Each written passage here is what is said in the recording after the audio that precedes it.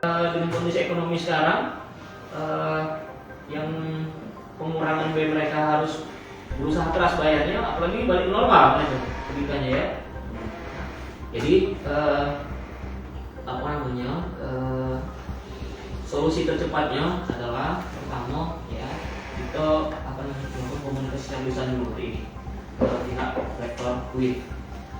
Setelah itu kita akan bersurat ya, bahwa hadir dari perwakilan mahasiswa yang dikawal oleh Cipayung Plus untuk mengajukan aspirasinya ke DPRD. Nah, maka DPRD akan meminta keterangan dari pihak rektor UNSI menjadikan jalan tengahnya. UIN akan mencarikan jalan tengahnya, ya, menjadi jalan tengahnya. Jadi artinya kita akan sama-sama berjuang dan mengawal ini ya. Kami insya Allah teman-teman Komisi 5 ya sudah bicarakan dari di grup, mereka insya Allah support dengan apa yang adik-adik perjuangkan ini. Ya, apalagi ini menyangkut adik-adik ini adalah calon-calon pemimpin masa depan ya. Jangan sampai ratusan orang yang tadi menurut tadi aku baca di media tidak akan DO itu katanya, ya, paling SU. Belum bayar ya? Baik bayar juga.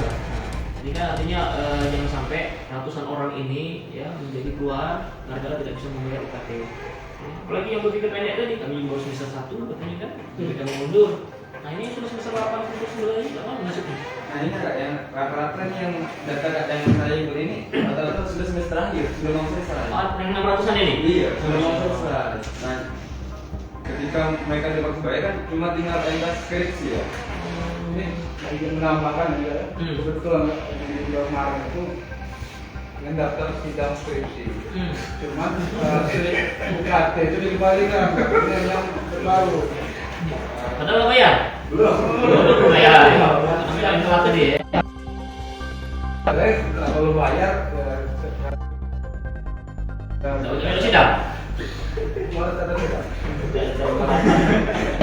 Pokoknya nunggu Bayar lagi baru sidang? baru bisa daftar. Iya, bayar dulu. Luar biasa. Oke.